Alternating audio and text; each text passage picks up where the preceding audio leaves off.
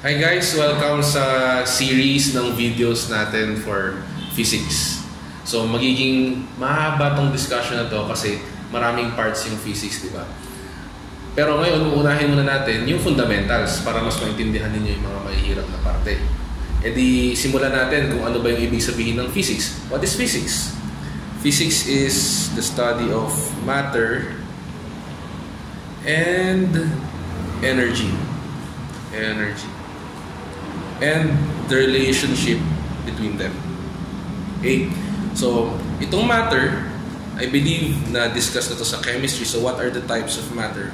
We have solid, liquid, gas, plasma, and Bose-Einstein condensate. Basically, matter is something that has mass and occupies space. Energy, this will be further discussed sa thermodynamics naman. Alright? So, ano ba ang mahalagang alamin pagdating sa physics?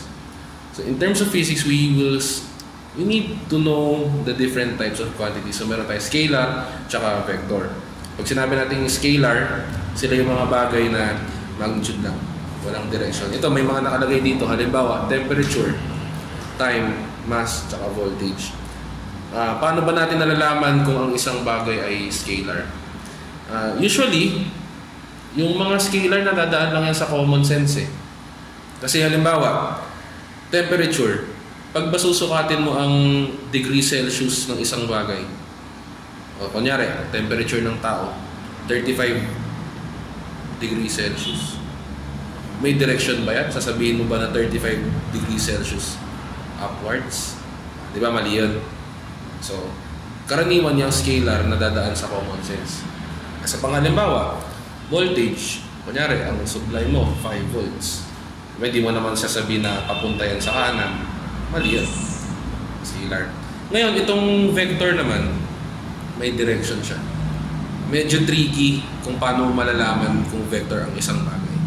Nasa advance na to. So, halimbawa, itong force, okay, ito matututunan natin to pagdating sa mechanics.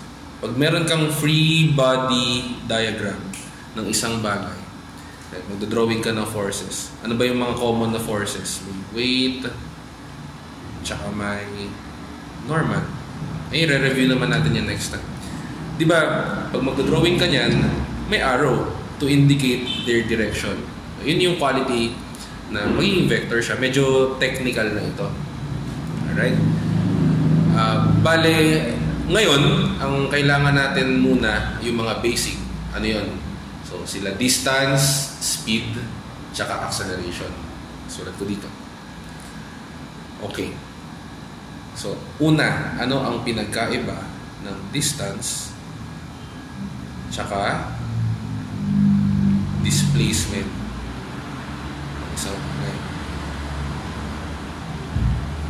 Okay? So, halimbawa, meron kang isang bagay from A moving to B. Then, ito yung path niya. Alright. Pag sinabi natin distance, yung distance, yun yung actual na path na travel ng isang object during its course of motion. Distance. Okay. Ngayon, pag sinabi naman nating displacement,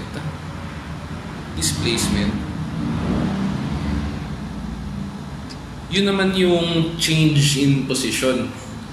So, pag sinabi natin change in position, ito yun. Displacement.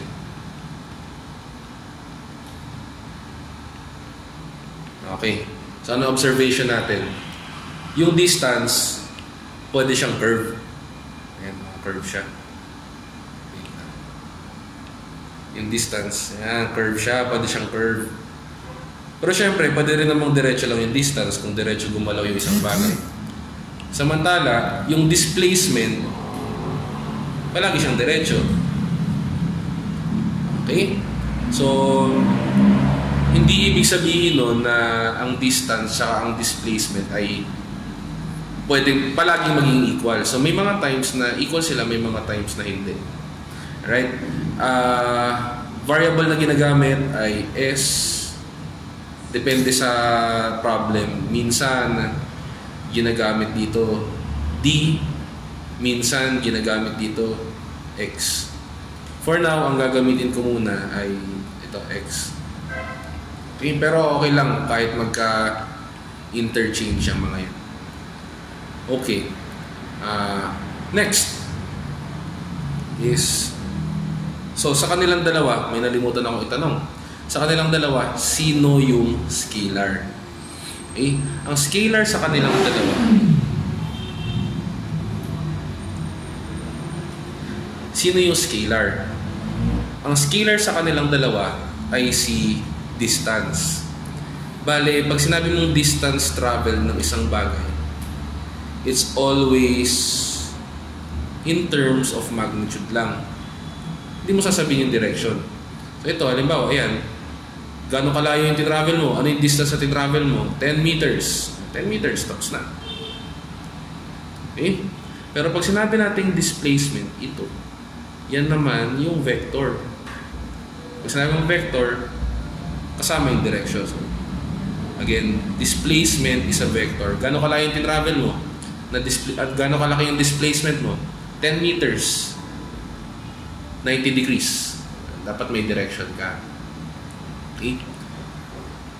So, moving on, ano naman yung speed versus velocity? Okay? Marami nang may familiar dito. Speed, siya yung scalar. Velocity, siya yung vector. E pag nahihirapan kang tandaan yan, pwede mo na lang isipin, tamad ka na. Pwede mo na lang isipin, oh, ito vector. Ito is scalar. Okay, so let's start sa simple na formula. Speed. Okay, dito galing yan. Speed is equal to distance over time. Alright? Tapos yung velocity naman, displacement over time. Okay? So nakikita niyo yung magandang relation nilang dalawa na kung sino yung scalar, distance. Scalar din yung kapartner niya. Kung sino yung vector, displacement, ito, vector din yung kapartner niya. Okay? Kaso, ang trick dyan, sige, isusulat natin na lang ito in terms of variables. So, velocity is equal to displacement, so change in x over change in time. Speed, S na lang muna.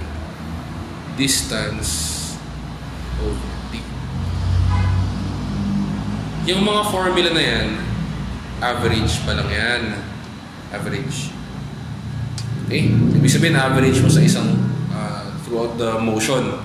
Okay, so aside from average speed tsaka average na velocity, meron din tayong tinatawag na instantaneous speed tsaka instantaneous velocity. Alright, so going back, kanina, kita nyo yung formula, yung dalawa, nag-divide ka lang. Distance over time, tsaka displacement over time. Ang pinagkaiba niyan, pag instantaneous naman yung pinag-uusapan, gagamit ka na ng derivative. So, yung mga advanced na calculus ninyo, velocity, instantaneous is dx over dt. Tapos, ito namang speed, kukunin mo lang yung magnitude. Ayun, ibig sabihin. Okay, so bukas natin to. Alright. So yun, speed, velocity. Now, punta naman tayo sa acceleration.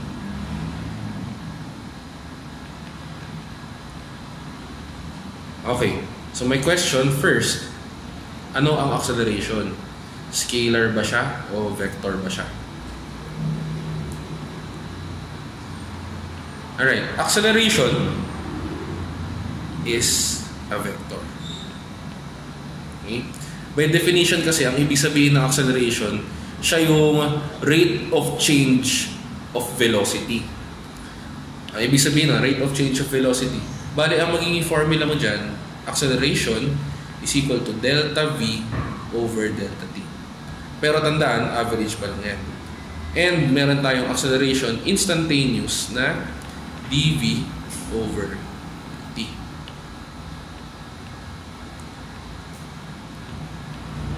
Okay? Vector siya. Bakit? Kasi nga, rate of change siya ng velocity na isang vector din. Hindi mo siya sinabi na rate of change of speed. Rate of change of velocity siya. Okay, acceleration. So, try natin mag-solve.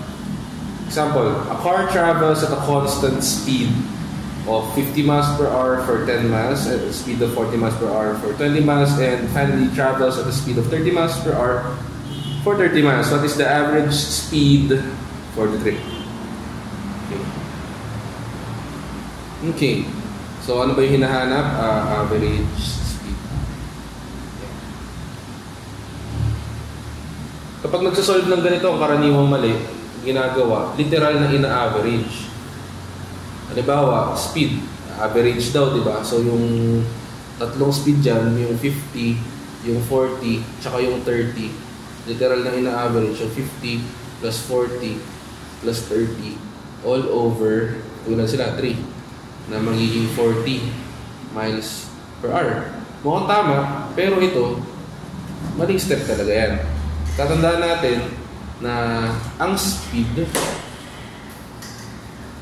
kasabi, average speed is equal to distance over time.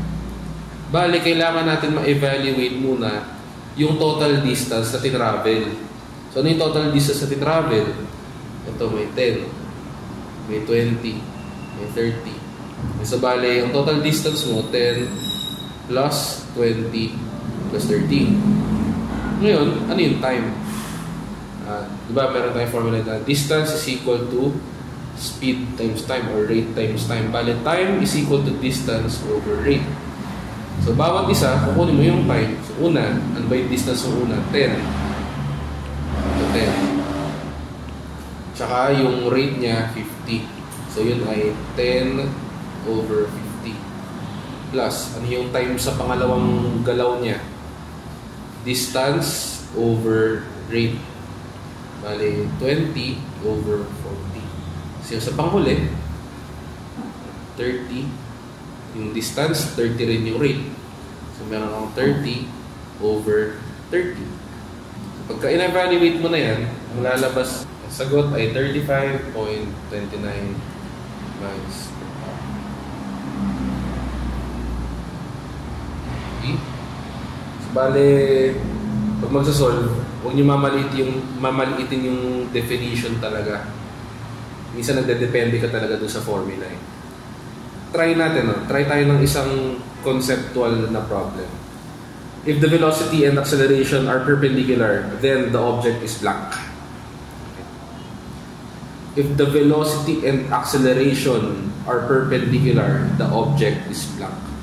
Yung mga ganito, pagka board exam, medyo mahirap sagutan kasi nakalito. So, tuturuan ko muna kayo ng concept. Kanyari, ito yung object mo. Ayan. Velocity. Drawing ako ng arrow, velocity is a vector. And the acceleration are perpendicular. Ang acceleration, may dalawang component yun eh. Meron siyang acceleration na naka-parallel, tsaka meron ding acceleration na naka-perpendicular. Ganyan naman ang mga bagay kapag binibreakdown mo into components, yung isang towards, yung isa normal. Bale, kapag nagbe-breakdown ka ng components into their parts, nagbe-breakdown mo sila into two parts or two components. Usually, X and Y components. Pero sa case natin, isang parallel, isang perpendicular. Ngayon yung parallel na to, tatawagin natin to na AT o tangential acceleration. Tapos, yung A naman na naka-perpendicular, AN naman siya. normal acceleration. O, ano yung silbi ng dalawang yan? Okay. Dalawang to, alright, so pag sinabi natin, diba, ang acceleration is the rate of change of velocity. Alam natin ang velocity, dalawang parts yan eh. Speed na may direction. Okay. Itong tangential, siya yung in charge sa pagbago ng speed ng isang bagay. So kung may acceleration ka sa ganitong direction, yan. Ibig sabihin, bibilis lang siya ng bibilis or babagal ng babagal para siya gumalaw. Pero kapag ang isang bagay ay may normal, yun naman yung nagpapabago ng direction ng isang bagay, yung normal niya. Okay, so pag sinabi natin if the velocity and acceleration are perpendicular, meaning nun, move yung isang object, V, tapos may acceleration siya na normal lang, nawala yung tangential natin. Okay, so ganyan yung setup natin. A tangential is equal to 0. And since yung tangential, siya yung in charge sa pagbago ng speed ng isang bagay, ang implication ng zero acceleration sa tangential ay speed is constant. Hindi mo babago yung speed mo. So, tingnan natin kung nandun ba sa choices. If the velocity and acceleration are perpendicular, the object is blank. Moving at a straight line in the direction between the velocity and acceleration. Hirap, mamaya na lang yan. B, turning with respect to the value of acceleration. Ano ba yan? Ito yan. C, turning at a constant speed. Ito, parang candidate to sa answer natin. Diba? Sinabi kasing constant speed. Situation is not possible. Sure tayo malito. Alam natin na possible na mangyari. Okay? Tignan natin. Okay. Pag ang acceleration ay normal lang, ibig sabihin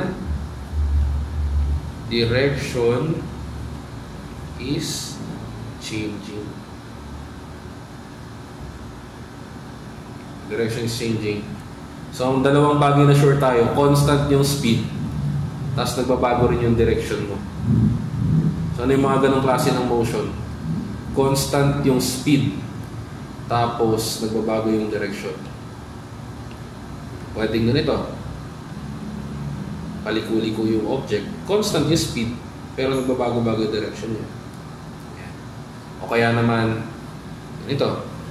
Paikot-ikot yung object. Constant yung speed, nagbabago-bago yung direction niya. So, most likely, the answer is letter C. Turning at a constant speed. Yun yan. Another one. If the acceleration is 0 in the direction of the velocity, the object's speed is blank and the velocity is blank. Similar. The acceleration is 0 in the direction of the velocity. Okay, so parang parehas talaga yung tanong kasi sinabi mo na kung ito yung V, yung acceleration, walang component na same direction sa velocity. So yung acceleration mo, purely perpendicular lang din. So na-discuss natin kanina na kapag ganyan ang nangyari, speed is constant and direction is changing. So, tingnan natin sa choices kung meron pa tayong makitang ganyan. Speed is constant, direction is changing. Speed is constant. So, ito yun. Check. Ito, maybe changing is changing. Sure tayo mali ito. So, dun pa lang, halos sure na tayo or sure na tayo na A na talaga yung answer. Pero for the sake of may matutunan kayo sa akin, i-verify natin kung tama ba to. May be changing. Velocity may be changing. Ano yan? Speed is constant, direction is changing. Sa statements na to, sa dalawang statements na yan, ang implication yan, therefore, if speed is constant and direction is changing, meaning velocity is changing. Kasi nagbabago-bago yung direction mo eh. Kung nagbabago yung direction mo, malamang nagbabago yung velocity mo. Pero bakit ang ginamit na salita? Maybe. Maybe changing. Dahil yun, sa condition na, what if AN is 0? Paano kung totally wala talagang acceleration? So pagka tinanggal natin ito, tanggalin mo yun. Wala talagang acceleration. Di ba ang ibig sabihin yan? Velocity is constant. Ibig sabihin, ang velocity mo, pwedeng changing, pwedeng constant. Kaya, ang answer mo talaga, that way. Okay? So, yun muna para sa mga basics natin ng speed and acceleration and displacement. That's it.